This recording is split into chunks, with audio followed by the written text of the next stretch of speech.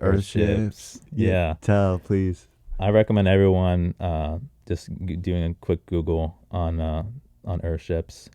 Um, it's a an architectural style of building that was started in the 1970s by a man named Michael Reynolds.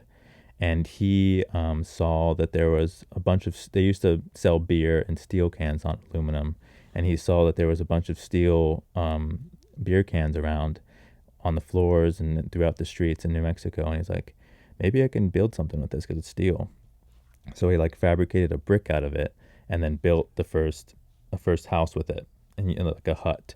And that was like the spark. And then from then on, he was like, how can we make this more functional? So basically, an earthship Wow. is a is a they call it an earthship because if you were to go into space in a ship, you would need these things. You would need electricity to be comfortable. You need electricity, you need plumbing, you need food, you need comfortable temperature, you need water. So the Earthship harbors all of those things strictly with the Earth's natural phenomenon. So, for example, an Earthship catches its rain on its roof, and then it gets filtered and for drinking water. But then also, when you use the shower in the Earthship, that gray water then goes to the front of the house and waters your plants. The plants filter the gray water, and then that water goes to your toilet and you use it to flush. So your water gets used 3 or 4 times before it exits your house. And when it exits your house, it goes to the front into what's called an EBT, where you plant fruit trees, and the fruit trees use that water and grow fruit for you. It uses passive solar, so the Earthship stays at a constant 71 degrees all year round. I was literally in a blizzard in New Mexico. It was 71 degrees on the inside. There's no heater, there's no fire, there's no AC, nothing, none of that. Passive, perfectly 71 degrees. I was like in my underwear, just chilling, seeing snowfall. It wasn't a fire. I was like, this is pretty sick. In New Mexico. In New Mexico, in a blizzard, in a desert. So you could grow bananas in there. All of them have bananas in New Mexico. You live large. People don't realize you live large when you grow food. Like, Yes. I don't think, you know. Yes. So Earthships really does go against houses how we have them today, right? Yeah. All the houses that we have built now, it's so weird, the development of housing, how we've just pushed further and further away of like the natural phenomenon of the earth, pushing water away. We have gutters that like put it out into the street or put it down into a French drain. We could collect that water. We could collect the water. We could collect the sun that's always beautiful and shining on us. We can collect the sun at different seasons, like how the passive solar works in the Earthship is like during the summer months, the winter months, no, the summer months, the sun's higher and it's pointing down into the greenhouse. So it's not heating the main part of the house, but in the winter, when the sun's lower on the horizon, it's pointing into the back and charging the walls with the thermal mass walls with heat, so that when at night it gets cooler, all that thermal mass that was stored comes out and regulates the temperature. Our insulation of our houses now super thin. Our value, we use gas, we use wood to burn. Electricity. Even just the electricity system, we could talk about how we have a grid. Running wires. You lose so much energy when the further distance away you are from like a power plant, the more and more you have to keep pumping. The voltage goes down as you go further away on a wire, just how it works. So the wires don't really even make any sense at all. Grid doesn't really make any sense at all. So why do we do it? It's easier. Convenience.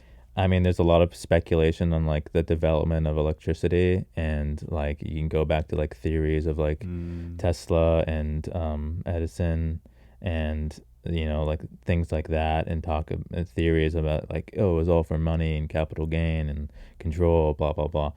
But we're here now, so we just gotta work with what we got. And I think just going back to what we have the sun. Solar energy is becoming so cheap. It's almost like, why don't we just all use it? Even if it's just like to subsidize a little bit of our energy consumption. Totally. It's free. And it's totally it's free. Yeah. And it's once you get the infrastructure in. Yeah. And you could got like a hurricane comes through, perfect example. I'm on a well, there's a pump that I'm not getting water, Yep. Yep. having rain, it got me thinking rain barrels Rainwater. is a great. Yep. And we were just talking about it. You said there's some counties that don't even allow rain collection. Yeah, like they will. I personally know someone who got in a $10,000 lawsuit because they collected rain from their roof. And to me, that's just like the biggest stab that you can do. Like, how can you tell somebody that they cannot collect rain, which is like a God-given right from the earth? You can't. How can you control rain? You know what I'm saying? Yeah. It's just thinking about that. I'm just like, how can you even It's wild. do that? The government, it's all theirs at the end of the day sometimes. Well, so they say. Yeah, exactly. Yeah. It's Yeah. an illusion. Yeah. Totally. So, you know, Until they give you that $10,000 fine, son. yeah, and it's sad. It's a sad day. We got to teach neighbors and stuff. This is normal. This is normal. Yeah. This is a God-given right. Yes, it is. Totally. Rain. It's what makes everything. It makes the earth go around. Is water. Yeah.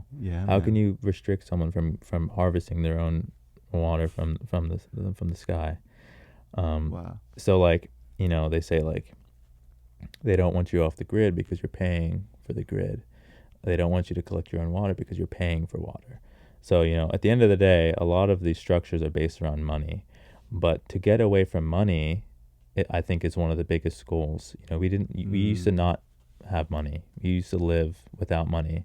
We were all one, and we were all friends, and we all shared.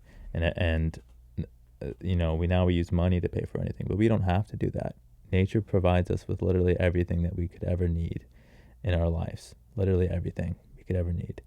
And I think just showing people that is also really important as well. And that's what kind of an earthship embodies. They're off the grid. They don't get anything, but they have everything they need. Oops. Sorry. No, you're good. You're good. They have everything they need, and they get everything they need. They get their food, they get their water, they're comfortable. They have electricity. They could have Wi-Fi if they wanted to, if they had something they needed. Yeah. Amazing.